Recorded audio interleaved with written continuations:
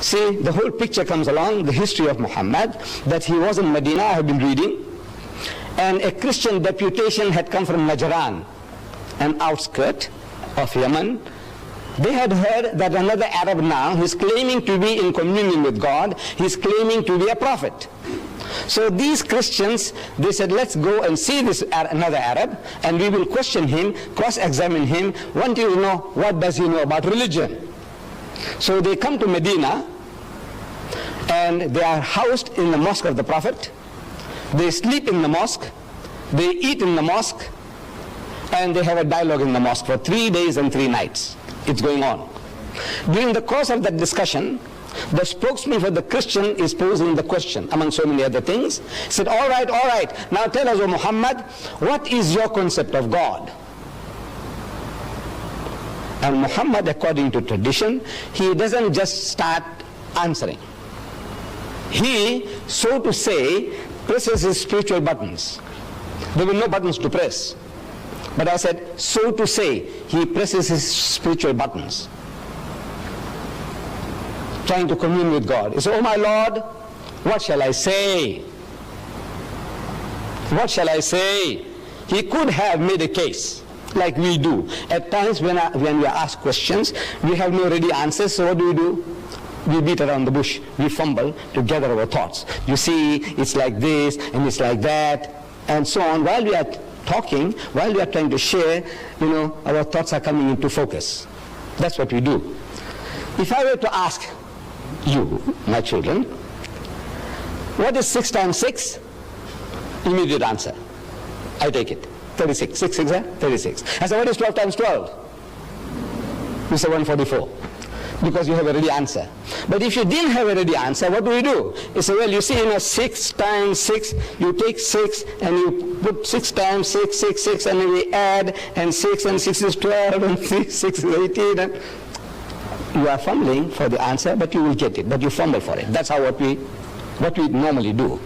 Muhammad doesn't do that. He could have said, you see, our concept of God is almost identical to yours. You see, you believe in the God of Abraham and the God of Moses and the God of... He said, well, we also believe... This is how we all talk. That's how we talk. Not so Muhammad. He's asked a question, and he must get it from the highest authority, from the head computer. So what he does, he presses spiritual buttons, and comes the answer through his mouth. He is the end terminal. Every prophet of God is an end terminal of that head computer, the knowledge of God. If you are that, you have access to that computer, the head computer, and you have a problem, and you commune, say, oh my Lord, what shall I say? He said, tell them, Moses was told, tell them, thou shalt not commit adultery, thou shalt not covet thy neighbor's wife, thou shalt not steal, thou shalt not kill. So he's telling them, from the head computer, whatever knowledge is given, the prophet of God, the man of God, he articulates them. So he wants to know, what shall I say? Comes the answer. You will see it in the 112th chapter of the Quran. Amazing. You open the chapter, it begins. Qul huwa Allahu ahad. Say, he is God the one and only. Allahu samad, God the eternal absolute.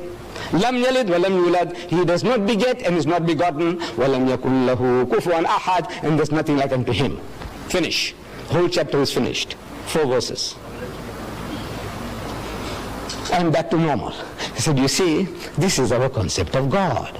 When he spoke, while he was speaking, the normal discussion was on a different level of speech. Now, when he's uttering those words, he's on a different level. قُلْ هُوَ اللَّهُ أَحَدٌ اللَّهُ الصَّمَدُ لَمْ يَلِدْ وَلَمْ يُولَدْ وَلَمْ يَكُنْ لَهُ كُفُوًا أَحَدٌ. And back to normal. He said, you see, this is our... Where did he get it from? He's asking. Oh my Lord. Nobody heard him. Nobody heard him say that. But he's asking, what shall I say? Comes the answer. I want you to see it in this book. It starts, say, he's God the one and only. So why say? A chapter begins, say, he's God the one and only. Why say? Because asked, what shall I say? Comes the answer, say, he is God the one and only. Now, this is how every verse of the Quran was revealed to the Holy Prophet Muhammad according to his needs from the head computer. He is the end terminal. As I said and I repeat, every prophet of God, every true messenger of God is that end terminal. We are not. We haven't got that facility to make a direct contact with the head computer.